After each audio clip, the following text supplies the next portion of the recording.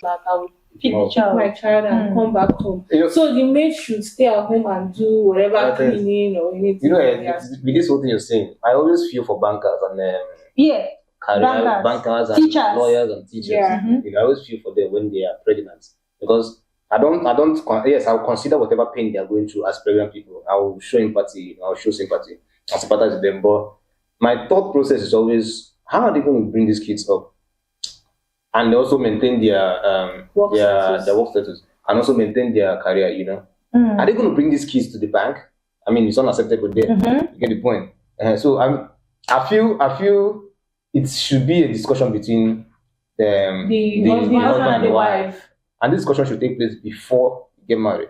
How are we going to do this? How are we going to raise our child? How are we going to do this? Considering what you're doing, what's your plan for our kids? Because I mean, the goal of marriage, the main goal of marriage is for you to reproduce, right? Yeah. So you also have to talk about how these kids are going to be taken care of. Are we going to leave them solely in the hands of this maid? Yeah? Okay, if you're going to leave them in the hands of this maid, who is the maid that we're going to bring in? Do we trust this maid enough to leave our kids with them? You get the point. So this discussion should take place before the two of them come together to say they're going to get married or even have a kid. Yeah, yeah, that's right. Okay, now, so I'm going to ask this question, but specifically for that. How would you feel when your wife tells you, your future wife, when you get married, tell you, you don't believe I'm married like that. No, I know. I get my I'm not going to call you. I will blow you.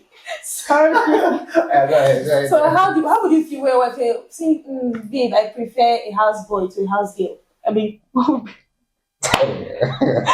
your reaction? This is my reaction. I'll look at you, babe. What did you just say? Personally, I'm a very considerate person. Whenever I'm in a relationship, I consider a lot of things. The part of this houseboy thing. Let me call.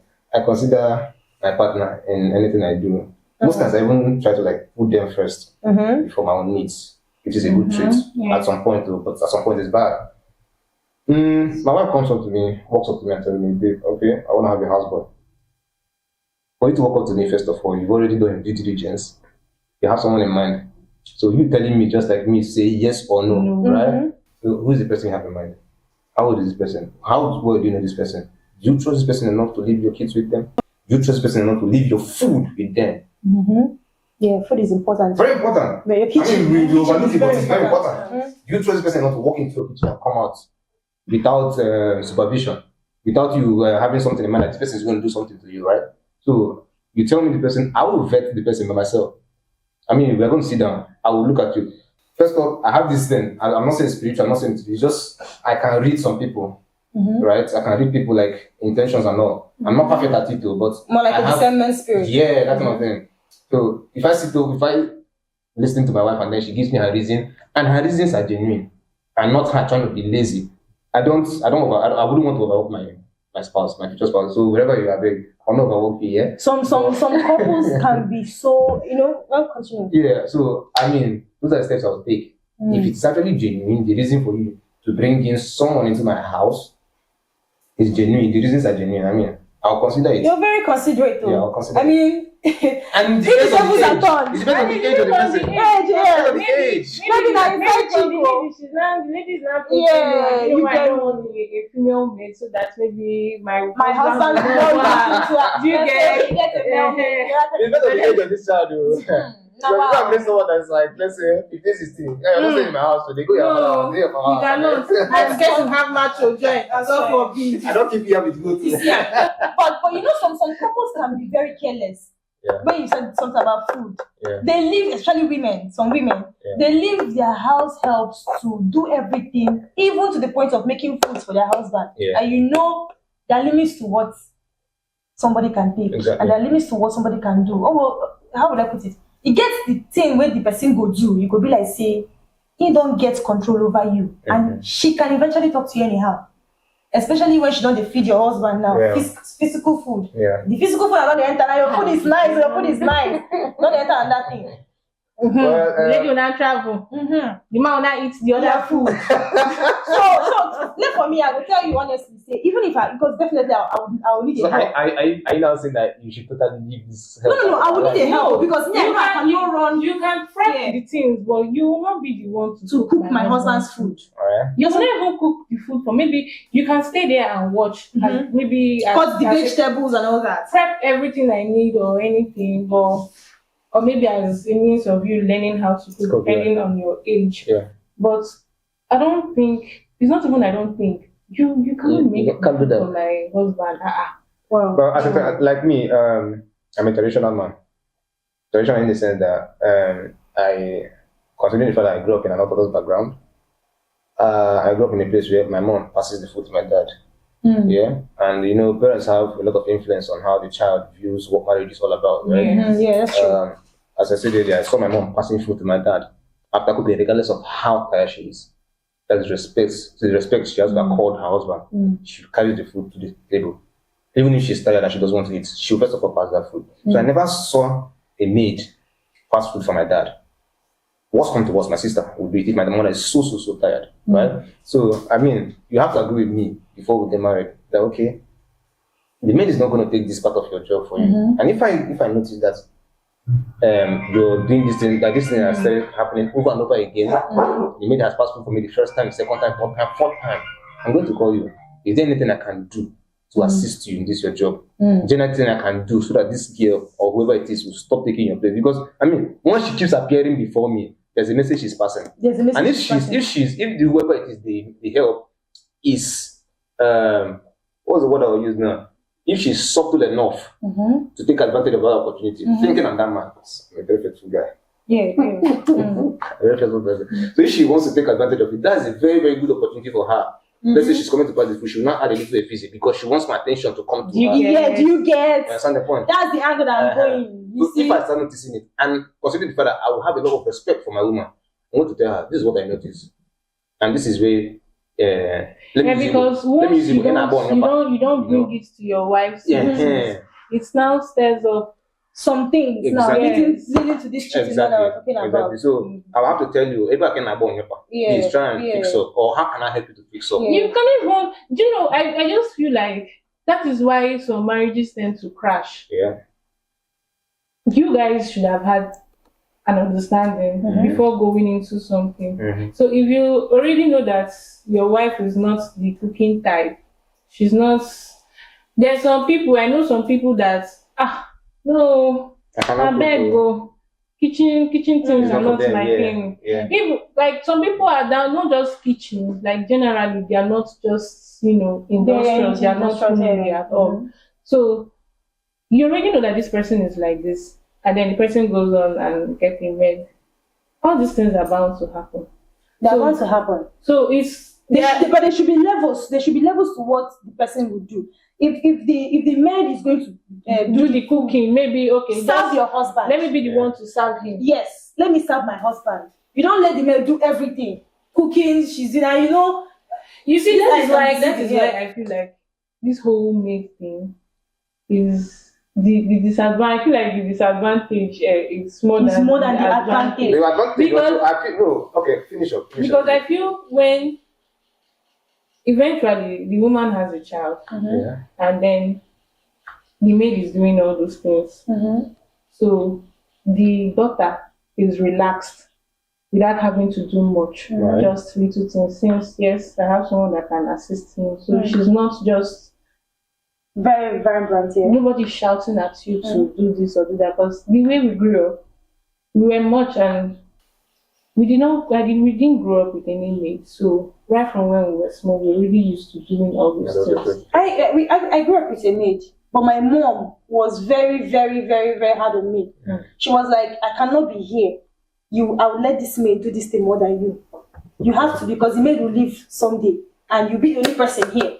Just like cutting vegetables and all that. Yeah. I know it's my mama flogged shaggy enter my body. I'll be shaggy out of my body. If you look at it from the angle of the maids coming to alleviate the stress, yeah, you just know that sometimes these people become helps due to circumstances. Right? Most of these maids per se are oftentimes, family members that are not well to do that will come to live. Yeah, that's true. Let's also look at it from that angle, right? So most times circumstances push them to become this mess that they are, push them to become whatever it is that they are. Are you getting the point? So now we've discussed more of the negative impacts. Now we go into the positive impacts. At least these people have something very helpful. They are giving. They are giving out something to us as well. It's not just them being these bad people and all that. So for me personally, I will tell you for a fact, because I grew up having a maid or a nanny. They help ease off stress. They ease off stress. Make I no lie. Yeah. That chore where your mama don't tell you may you do.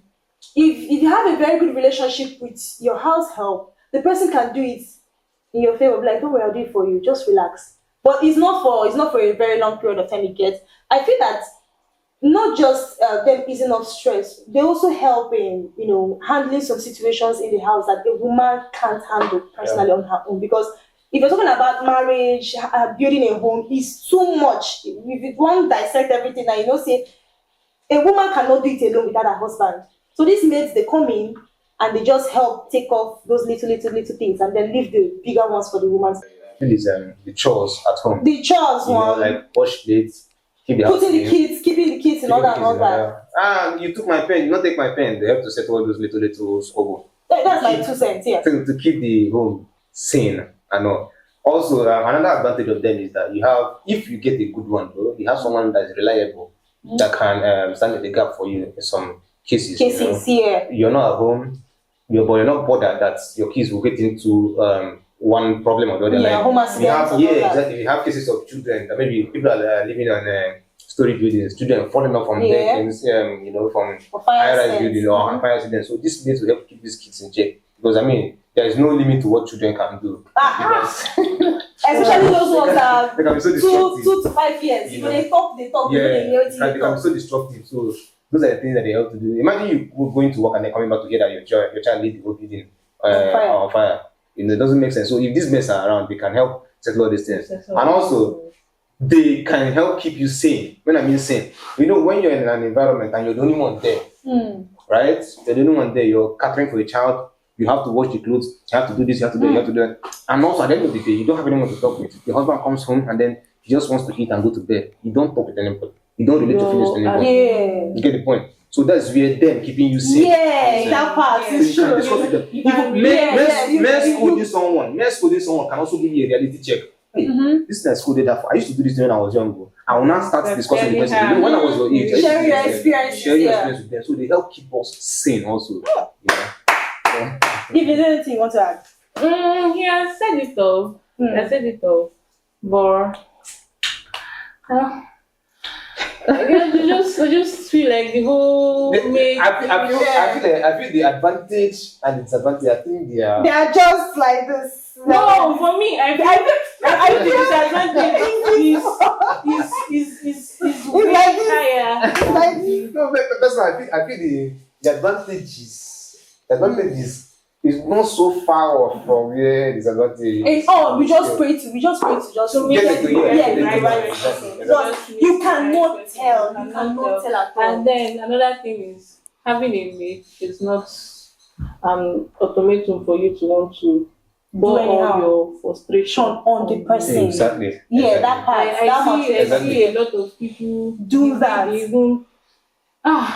Would you even want to treat your child that way? I mean, you're forgetting that these people have homes too. It's just circumstances. I know someone doing these jobs. I know someone I saw used to come to our house. She used to come with their maid. There's this thing called transfer of aggression. You get pissed off. You can't let it out on your child. I get in the point. You now let it out. Any little thing that girl does, she sparks. Just like 4 to 5, she sparks. And then I'm inside my room, I'm listening, and this one is so loud. What if you get the point? She sparks. She starts shouting, And then I'll most times when she's shouting and I'm walking in my room, I just put myself in that girl's shoes. These words that are coming out from this woman's mouth, Imagine, yeah. I think that she won't blow. I swear. I mean, the emotional abuse, the physical abuse, also. everything. Because at some point she bring a child to a close. Yeah, and bring a child, you know, trying to exert dominance. I've also seen the one that the lady, just because the child, the girl is still bedwetting. Mm-hmm. So in punch. You say punching now understatement. Right. That's how she wake up.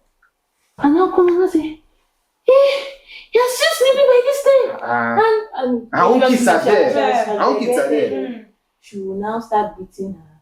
Even because I feel they feel this means have to be perfect, have to be automatic perfect. Yeah, but come on, this is what human beings.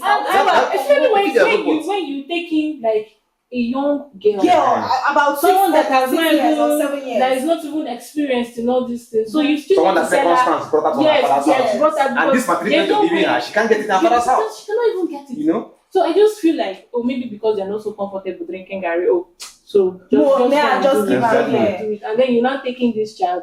You don't even treat her with love too, because you cannot even give like.